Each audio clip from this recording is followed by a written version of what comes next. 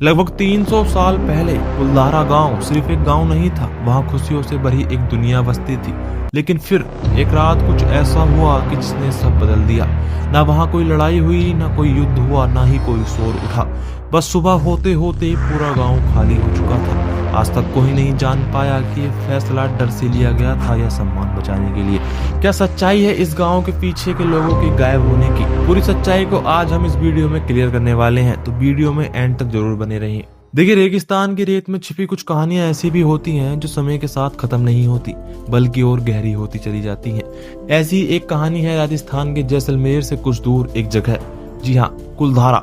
आज वहाँ सिर्फ टूटे घर हैं, खामोश गलियां हैं और हवा में तैरता एक अनजाना सा डर। लेकिन हमेशा ऐसा वहाँ नहीं था। लगभग 300 साल पहले यही एक खुशहाल बस्ती बसती थी। लोग हंसते थे, बच्चे खेलते थे, मंदिरों में दीप जलते थे। कहानी की शुरुआत होती है लगभग 300 साल पहले से। कुलधारा गांव में पालीवाल ब्राह्मण रहते थे। ये लोग मेहनती भी थे और समझदार भी थे, और रेगिस्तान में भी जीवन को आसान बनाने का हुनर जानते थे। जहां दूर दूर तक रेगिस्तान में पानी नहीं मिलता था, वहां उन्होंने अपने दिमाग और मेहनत से पानी जमा करने के तरीके बनाए।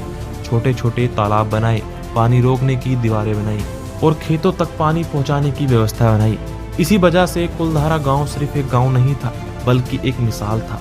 आसपास के लोग कहते थे कि अगर रेगिस्तान में कहीं असली जीवन देखना है तो कुलधारा गांव जाओ। लेकिन कहते हैं ना कि हर चमकती चीज पर किसी न किसी की नजर पड़ ही जाती है। उस समय जैसलमेर में एक शक्तिशाली दीवान था, सलीम सिंह। कहते हैं कि वो बहुत कठोर स्वभाव का था, लोग उससे डरते थे।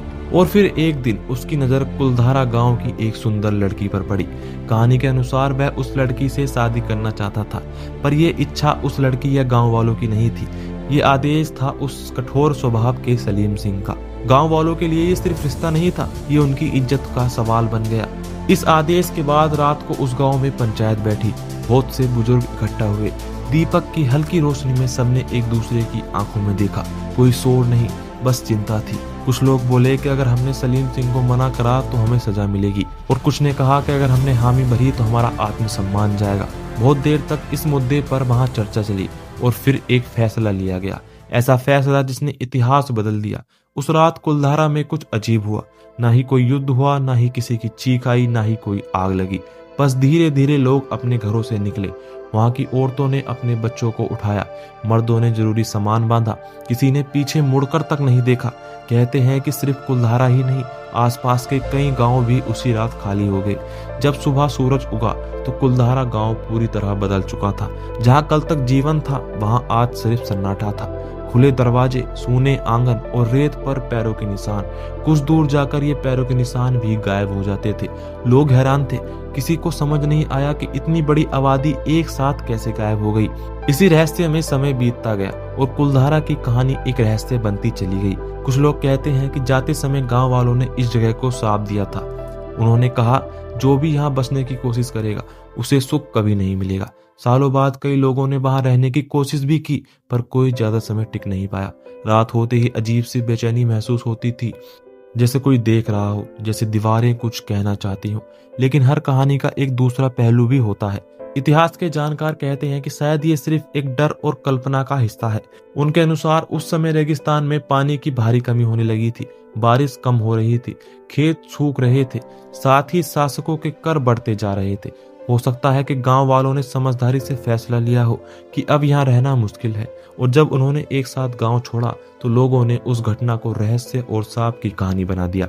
आज कुलधारा गांव एक पर्यटन स्थल बन चुका है। दिन में वहां लोग आते हैं, तस्वीरें लेते हैं, पुराने घरों को देखते हैं, पर जैसे ही शाम ढलती है हवा का रंग बदलने लगता है।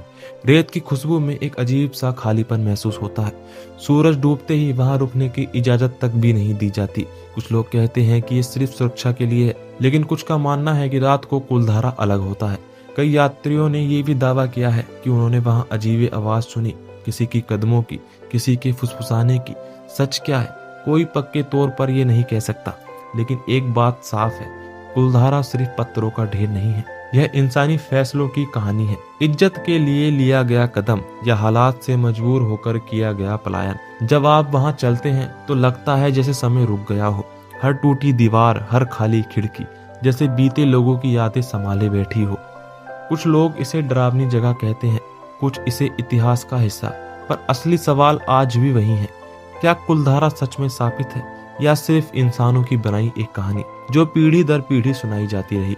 शायद जवाब दोनों के बीच में ही कहीं छिपा है, क्योंकि कई बार सच और कहानी की सीमा इतनी पतली होती है कि फर्क करना मुश्किल हो जाता है।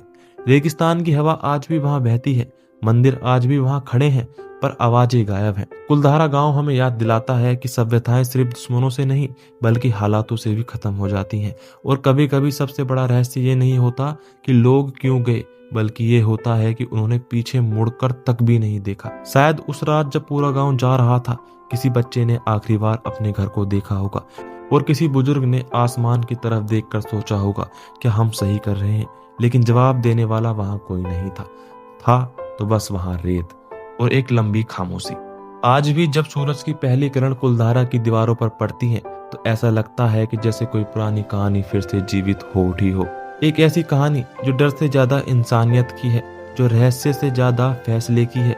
और शायद यही वजह है कि कुलधारा आज भी लोगों को अपनी ओर खींचता है, क्योंकि हर इंसान के अंदर कहीं ना कहीं एक सवाल छिपा होता है, अगर हमें भी सब कुछ छोड़ना पड़े तो क्या हम इतना साहस दिखा पाएंगे? कुलधारा जवाब नहीं देता, वह सिर्फ सवाल छोड़ता है, और शायद यही सबसे बड़ी उसकी ताकत है। यही कहानी थी उस कुलधारा गांव की। अगर आपको वीडियो अच्छी लगी हो तो वीडियो को लाइक और चैनल को सब्सक्राइब जरूर कर लें और बेल आइकॉन को ऑल पर सेट कर दें, जिससे कि आने वाली और ऐसी इंटरेस्टिंग वीडियोस आपसे मिस ना हो। जय हिंद।